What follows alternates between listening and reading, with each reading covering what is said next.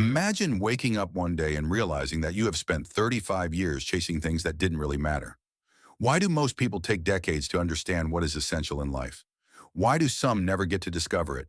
And the most unsettling part, why do we keep making the same mistakes even when we feel that something isn't right?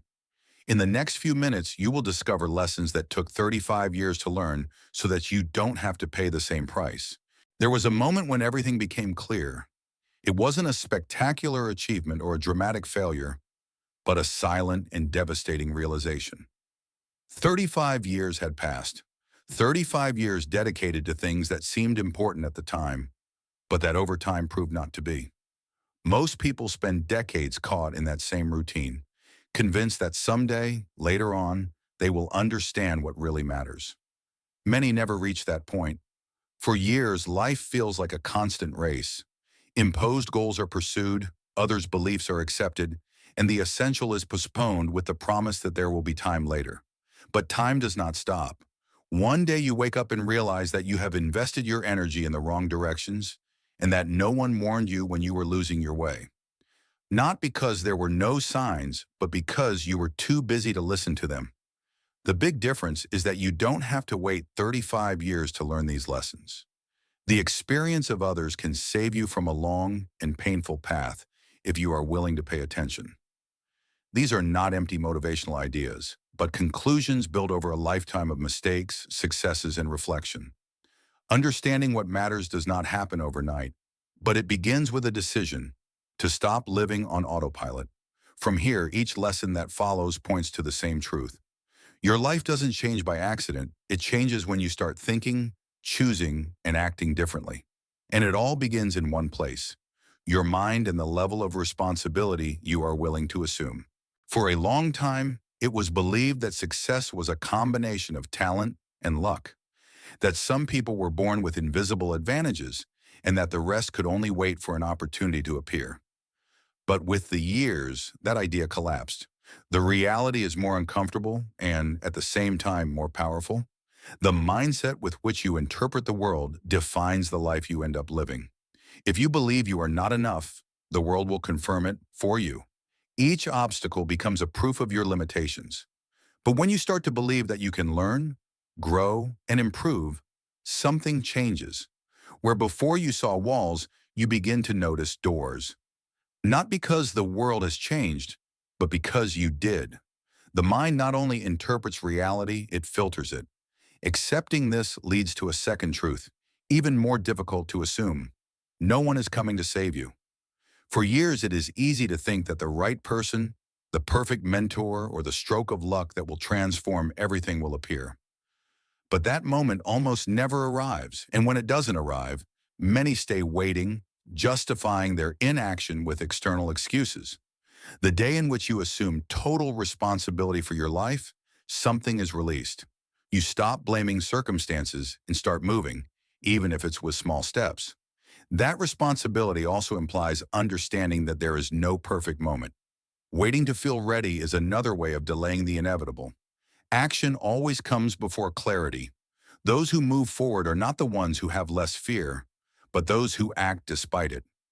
Starting now, even in an imperfect way, is infinitely more powerful than waiting indefinitely. The right mindset, personal responsibility, and immediate action form a solid base. But even with these ideas clear, many people continue to be stuck. The reason is simple. They rely on something too fragile to sustain the change. To truly move forward, something stronger than momentary inspiration is needed. For years, motivation was pursued as if it were the ultimate key. The idea was simple. If one day the right inspiration appeared, everything would change. A book, a phrase, a video could be the trigger. But motivation is unstable. It arrives without warning and goes away just as quickly.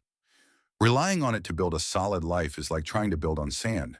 Discipline, on the other hand, does not depend on mood. It is the ability to do what must be done even when you don't feel like it. It is getting up early to work on your goals when the bed is more comfortable.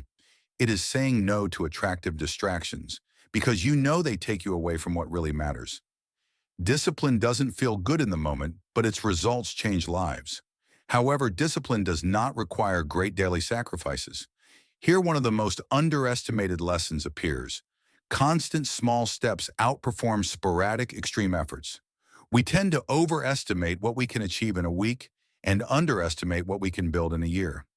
Real progress is rarely spectacular, but it is always cumulative. Improving just 1% each day seems insignificant, but over time it creates a profound transformation. Reading a few pages daily ends up becoming dozens of books a year. 10 minutes of constant exercise impact health more than ambitious plans abandoned after a short time. The key is not in the intensity, but in the continuity. Discipline sustains those small steps when motivation disappears, and together they create a silent but unstoppable progress. Even so, even with consistency, many people stop before the first serious setback. The fear of failing can erase months of progress in an instant. That's why understanding the true role of failure is essential to not abandon the path.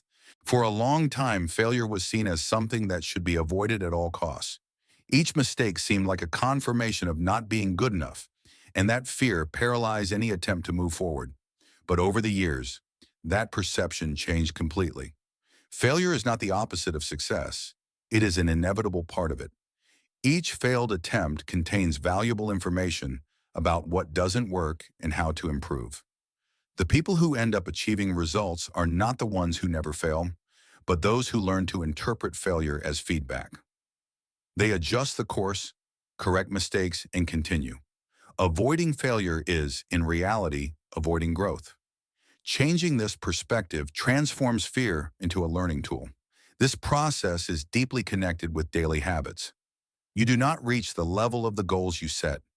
You fall to the level of the habits you maintain. Small and repeated decisions, almost invisible, end up shaping the future. Spending hours consuming distractions or dedicating that time to learning something new seems irrelevant in one day, but decisive over the years. The environment also plays a silent but powerful role. The people with whom you spend most of your time influence your way of thinking and acting more than you imagine. Surrounding yourself with negativity and lack of ambition normalizes stagnation. In contrast, living with people who seek to grow raises your standards without the need for words.